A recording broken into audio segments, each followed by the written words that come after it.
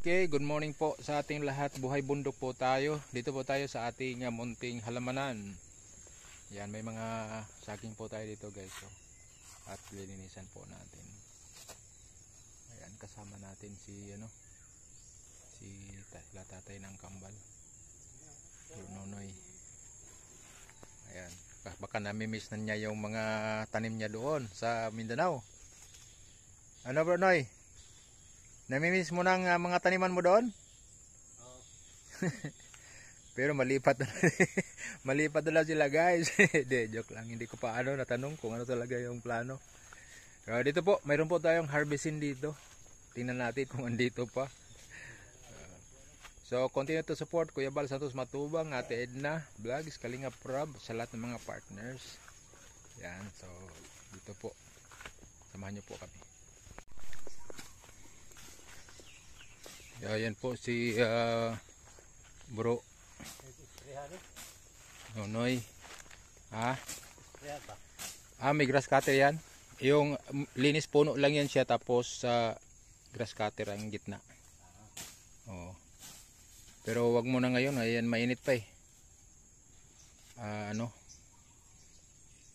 Para hindi masyadong ang init. Yan.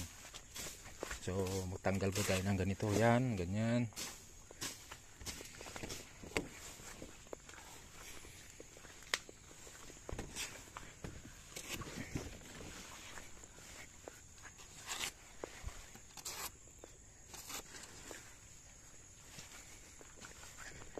So, ang isang sekreto po sa yung kasi sinusubukan natin na magiging organic tayo. Hindi po tayo dependent sa mga gamot-gamot na yan, chemical. So ang ginagawa po natin, naglilis po, hindi po tayo masyadong nag-ano ng yun, gamit ng mga chemical. So ang gagawin po natin dito guys, medyo painit pa kasi ang panahon, kaya hayaan lang muna natin itong damo. Pero na po kami, maglilinis po kami sa puno. Round weeding po tayo. So round weeding kasi kapag tanggalin mo yung mga damo guys, yung radiation ng init, walang sasalo ng init. Oo. So yun po yung purpose dyan. Kaya po tayo ay hindi po gumagamit ng spray talaga, na lalo na yung pangpatay ng damo. So yan po ang ginagawa po natin. Pangalawa, hindi po tayo nag-i-spray ng damo, grass cutter lang, kasi po ang purpose po natin ay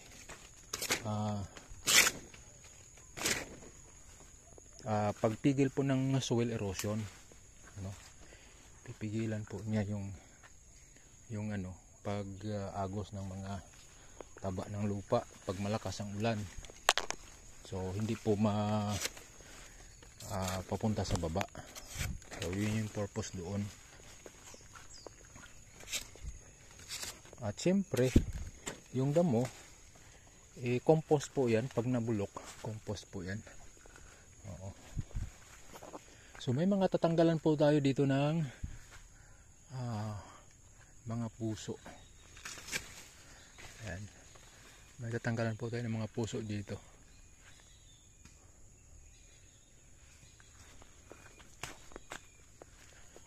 So ito, ayan, tanggalin natin.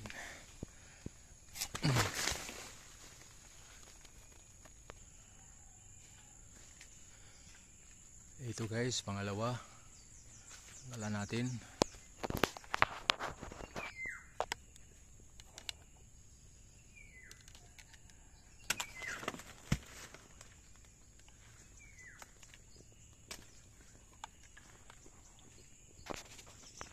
So ito po yung ating mga tanim dito. At normal lang po ito, yung nila, yung laki nila.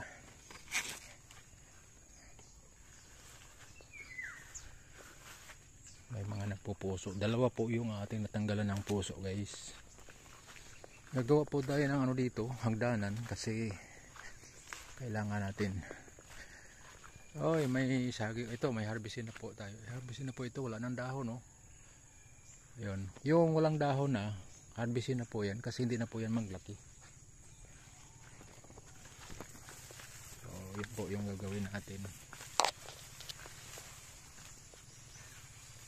So, papasyal ko kayo dito. May mga ano na, marami pong susunod na magpupuso, guys.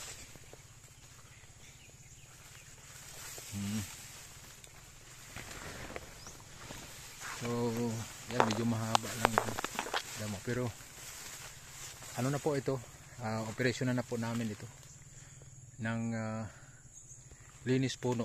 Round weeding po tayo. Round weeding po natin. So, abangan nyo po yung aming pagtatrabaho dito.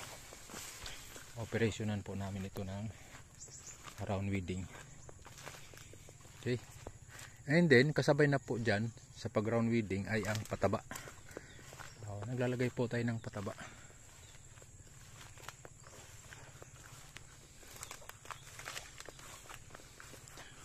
Okay, oh, lalaki. Gaganda.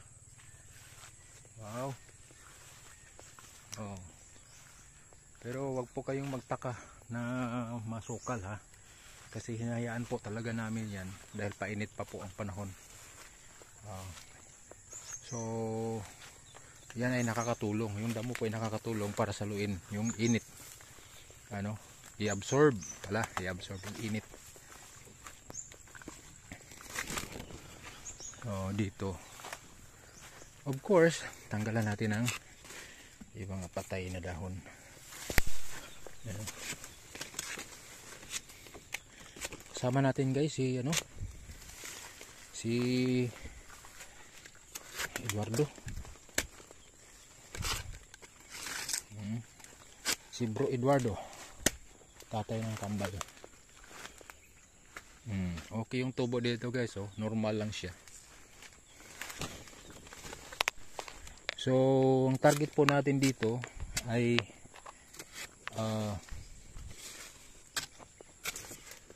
pag nagbunga na siya o yung malapit na magpuso, dapat mayroon siyang dahon na siyam.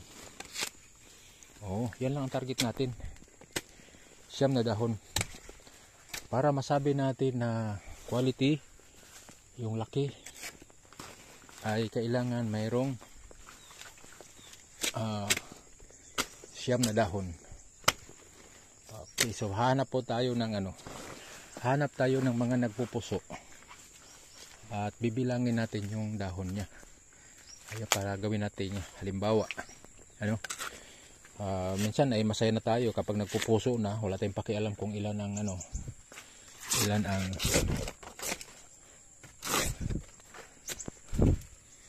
wala tayong pakialam kung ilang dahon na lang ang naiwan. Pero para po maganda yung talagang quality, bibilangin po natin at yun po yung goal natin. Bakit siyam? Kasi ang target natin na sapad, tawag dito sapad, bulig, piling sa Tagalog, piling. Ang target natin na piling ay siyam. Yun ang target natin. Target lang. So at least kung maabot man hindi, okay lang. At least may target tayo. Okay, so kung maging 8, wala tayong magawa. Basta at least may target tayo. Okay? So hanap tayo ng may puso at bibilangin natin yung kanyang bibilangin natin yung kanyang dahon. Kasi pag bumaba sa pito, medyo mahina na po yan. baka ang buwig niya ang spelling niya ay 7 lang din. So target po tayo ng siyam. So at least may target tayo. Ano? Okay, so wala pa tayong nakikita na nagpupuso. Yung ano lang, yung nagpa-plug leaf siya. Alam niyo yung plug leaf? Yung ano, yung dahon na maliit bago magbunga. Ay, ang tawag diyan ay flag leaf. Yung dahon na plug. Hanap tayo ng mga nagpa-plug leaf dito.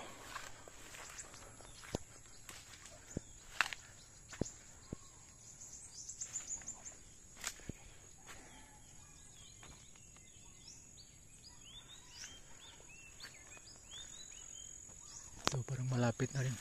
Pero wala. Wala dito. Lipat tayo.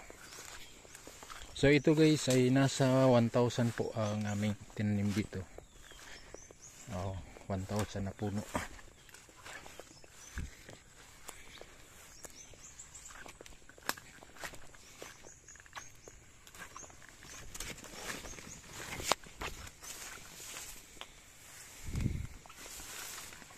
Walang nagpa-plug leaf.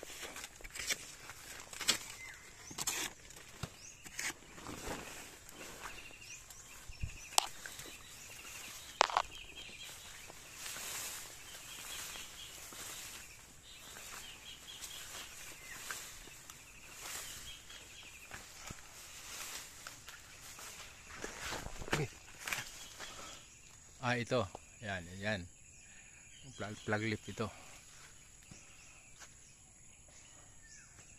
So bilangin natin.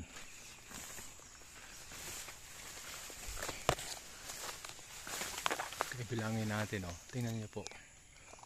1 2 3 4 5 6 7 8. 8. So yan, medyo okay yan siya. Ano? Plug leaf siya na may 8 na dahon.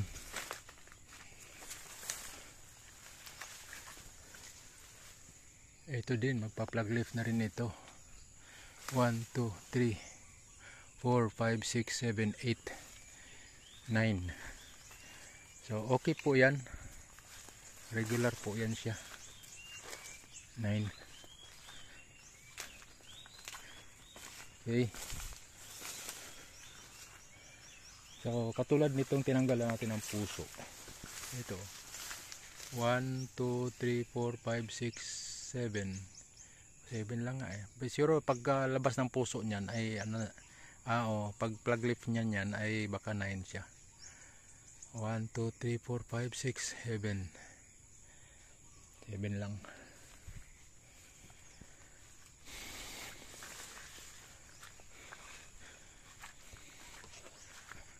Ito nagpa-plug leaf na ito. Yan. May puso na, di ba? Tingnan niyo ilang dahon. 1 2 3 4 5 6 7. 7 lang. So kulang pa. Pero ito po guys ay pagtanim nito ay natamaan din ito ng init.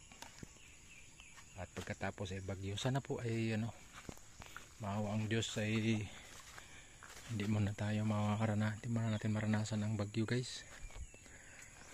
Ayun po. So harvestin po natin ito.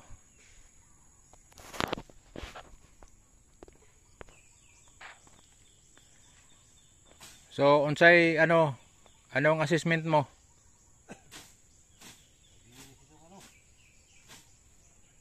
Anong masabi mo sa sa saging? Maganda? Okay naman. Anong kulang? Kulang ng paglinis ng Kulinis lang kulang. Ano yan? Ngayong medyo lugluwag tayo. Natin, i-round weeding natin yan. Tapos sabay ang pataba. Siguro paglagay ng pataba para sigurado sabay din ng dilig. May ano akong binili na ano pang dilig para matunaw diretso yung ano. Ito, harvestin natin.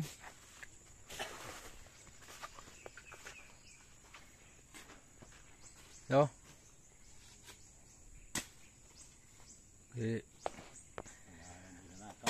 Oo. Oh, yun.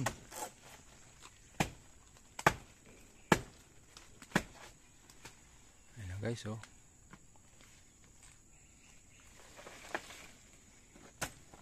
Oh, yun.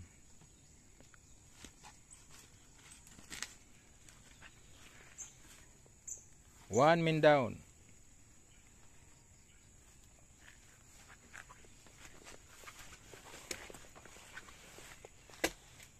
Haba ng mga galamay niya, oh. Kaya lang maliit. Ito rin guys. Anong obserbasyon mo sa lupa? Okay naman. Okay. Kumpara sa Mindanao. Parang ano rin dito. Maganda naman ano dito sa kanya. Dito sa amin. Ha? Maganda rin naman. Mas maganda dito o doon? Maganda rito kasi ano yung lupa dito.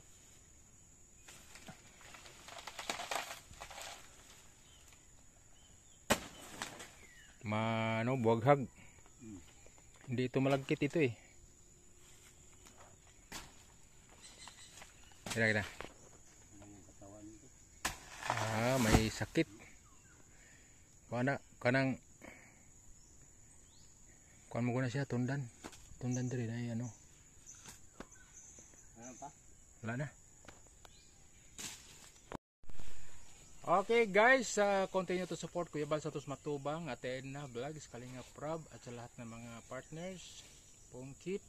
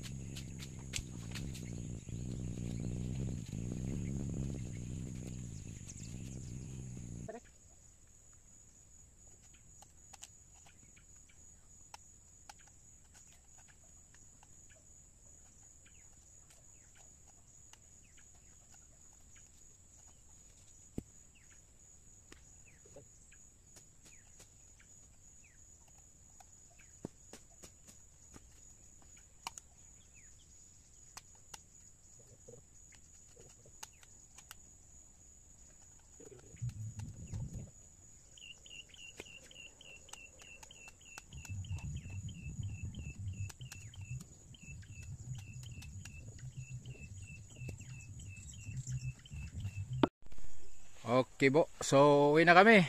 Yan, nakaka-harvest po tayo ng dalawa. Tapos yun po, at babalikan po namin, i-round weeding po natin. At mayroon po tayo itong isa sa mga expert din sa saging, oh. Yan. Yan, so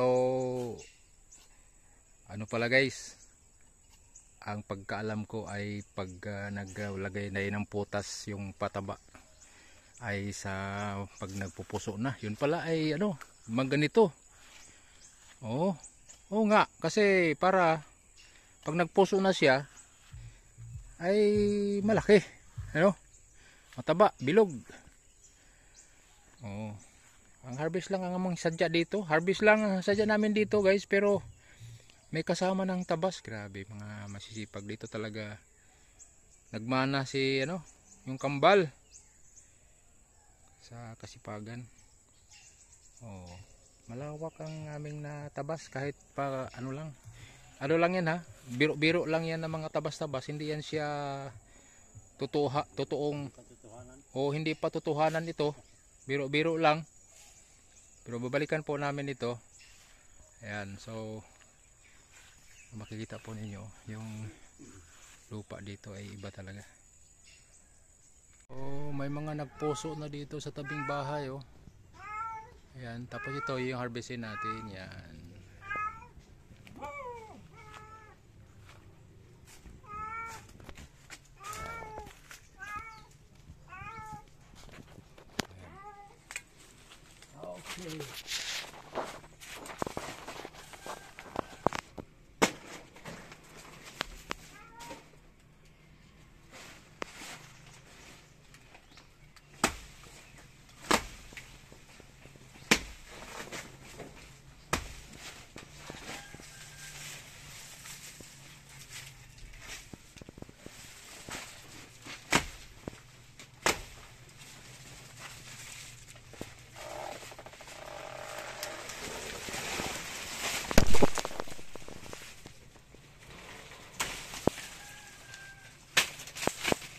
Ay.